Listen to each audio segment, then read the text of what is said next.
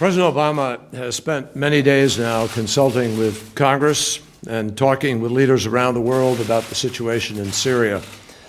And last night, the President asked all of us on his national security team to consult with the leaders of Congress as well, including the leadership of the Congressional National Security Committees. And he asked us to consult about what we know regarding the horrific chemical weapons attack in the Damascus suburbs last week. I will tell you that as someone who spent nearly 3 decades in the United States Congress, I know that that consultation is the right way for a president to approach a decision of when and how and if to use military force. And it's important to ask the tough questions and get the tough answers before taking action, not just afterwards. And I believe, as President Obama does, that it is also important to discuss this directly with the American people. That's our responsibility, to talk with the citizens who have entrusted all of us in the administration and the Congress with responsibility for their security. That's why this morning's release of our government's unclassified estimate of what took place in Syria is so important. Its findings are as clear as they are compelling. I'm not asking you to take my word for it. Read for yourself, everyone, those listening, all of you, read for yourselves the evidence from thousands of sources, evidence that is already publicly available. And read for yourselves the verdict reached by our intelligence community about the chemical weapons attack the Assad regime inflicted on the opposition and on opposition-controlled or contested neighborhoods in the Damascus suburbs on the early morning of August 21st. Our intelligence community has carefully reviewed and re-reviewed information regarding this attack. And I will tell you, it has done so more than mindful of the Iraq experience. We will not repeat that moment. Accordingly, we have taken unprecedented steps to declassify and make facts available to people who can judge for themselves. But still, in order to protect sources and methods, some of what we know will only be released to members of Congress, the representatives of the American people. That means that some things we do know, we can't talk about publicly. So what do we really know that we can talk about?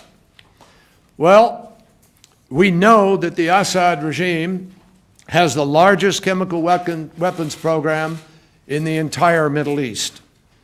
We know that the regime has used those weapons multiple times this year and has used them on a smaller scale, but still it has used them against its own people, including not very far from where last Wednesday's attack happened. We know that the regime was specifically determined to rid the Damascus suburbs of the opposition, and it was frustrated that it hadn't succeeded in doing so. We know that for 3 days before the attack, the Syrian regime's chemical weapons personnel were on the ground in the area making preparations. And we know that the Syrian regime elements were told to prepare for the attack by putting on gas masks and taking precautions associated with chemical weapons. We know that these were specific instructions. We know where the rockets were launched from and at what time. We know where they landed and when. We know rockets came only from regime-controlled areas and went only to opposition-controlled or contested neighborhoods. And we know, as does the world, that just 90 minutes later, all hell broke loose in the social media. With our own eyes, we have seen the thousands of reports from 11 separate sites in the Damascus suburbs. All of them show and report victims with breathing difficulties, people twitching with spasms, coughing, rapid heartbeats, foaming at the mouth, unconsciousness, and death. And we know it was ordinary Syrian citizens who reported all of these horrors. And just as important, we know what the doctors and the nurses who treated them didn't report. Not a scratch, not a shrapnel wound, not a cut, not a gunshot wound. We saw rows of dead lined up in burial shrouds, the white linen unstained by a single drop of blood. Instead of being tucked safely in their beds at home, we saw rows of children lying side by side, sprawled on a hospital floor, all of them dead from Assad's gas and surrounded by parents and grandparents who had suffered the same fate. The United States government now knows that at least 1,429 Syrians were killed in this attack, including at least 426 children. Even the first responders, the doctors, nurses, and medics who tried to save them, they became victims themselves. We saw them gasping for air, terrified that their own lives were in danger. This is the indiscriminate, inconceivable horror of chemical weapons. This is what Assad did to his own people. We also know many disturbing details about the aftermath. We know that a senior regime official who knew about the attack confirmed that chemical weapons were used by the regime, reviewed the impact, and actually was afraid that they would be discovered. We know this. And we know what they did next. I personally called the foreign minister of Syria and I said to him, if, as you say, your nation has nothing to hide, then let the United Nations in immediately and give the inspectors the unfettered access so they have the opportunity to tell your story.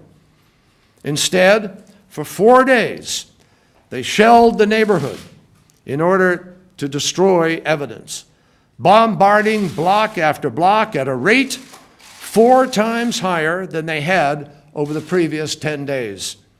And when the UN inspectors finally gained access, that access, as we now know, was restricted and controlled. In all of these things that I have listed, in all of these things that we know, all of them, the American intelligence community has high confidence. High confidence. This is common sense. This is evidence. These are facts.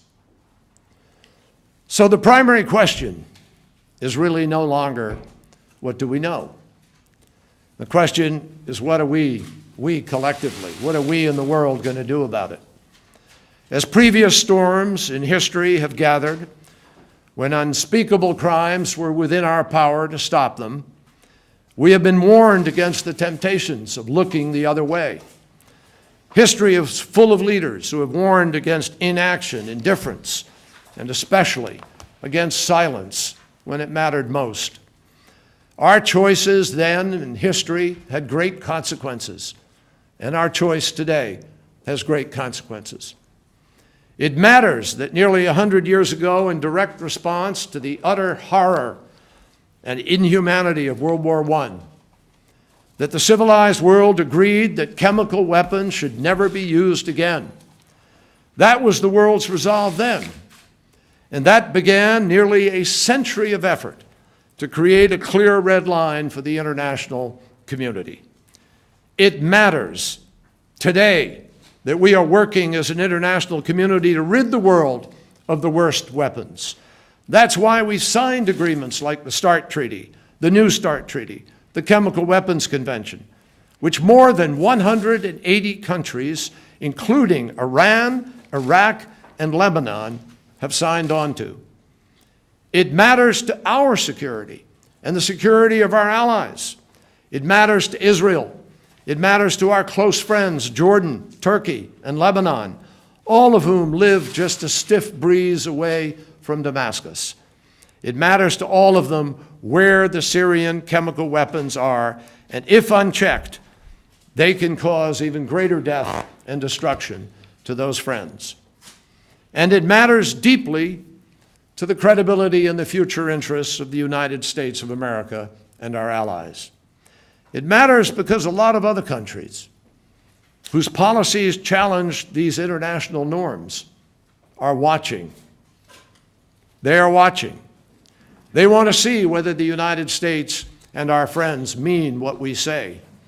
It is directly related to our credibility and whether countries still believe the United States when it says something. They are watching to see if Syria can get away with it, because then maybe they too can put the world at greater risk.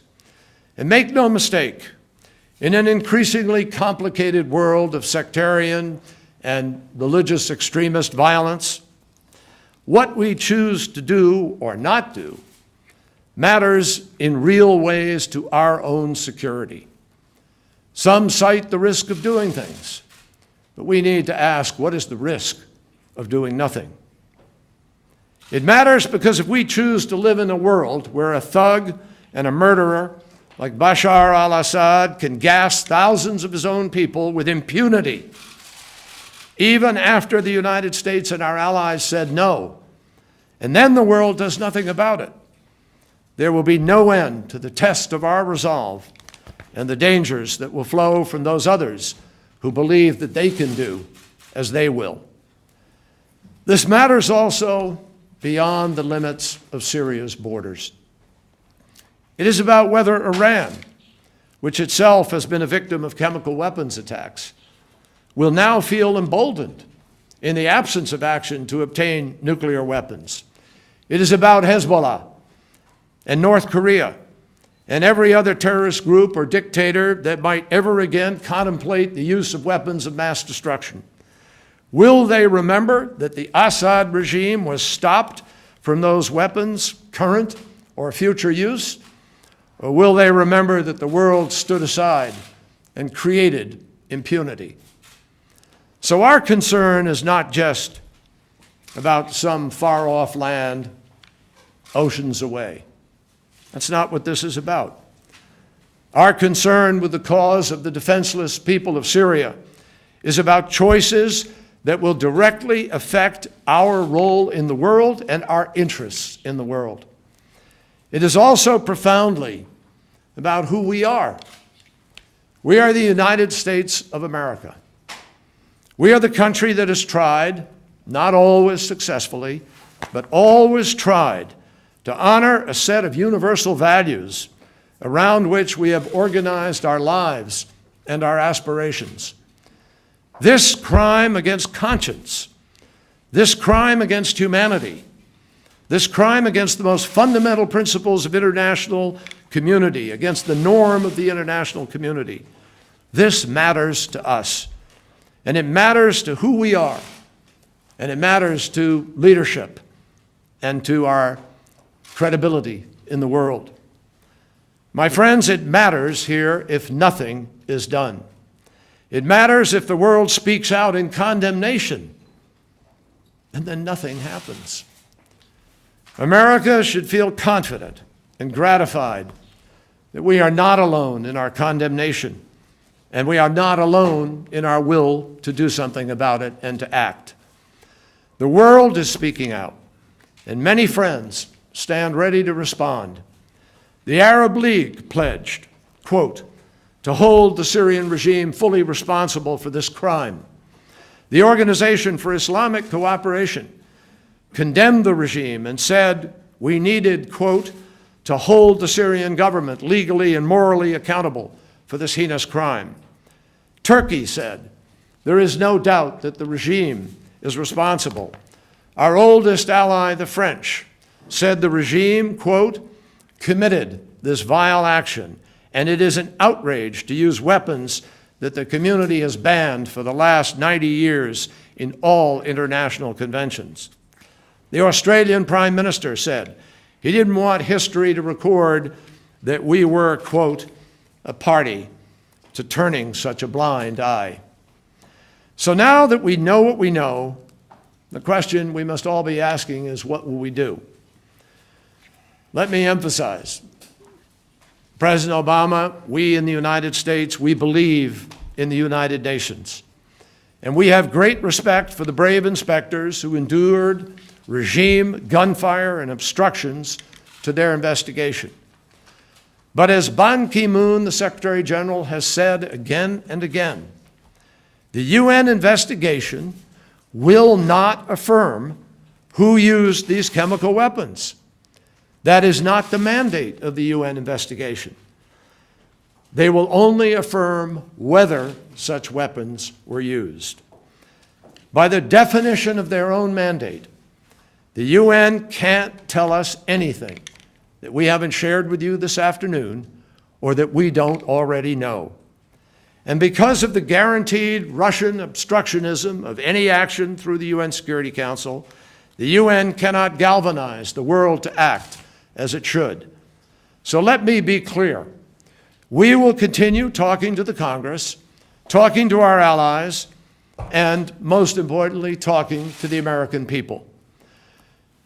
President Obama will ensure that the United States of America makes our own decisions on our own timelines, based on our values and our interests.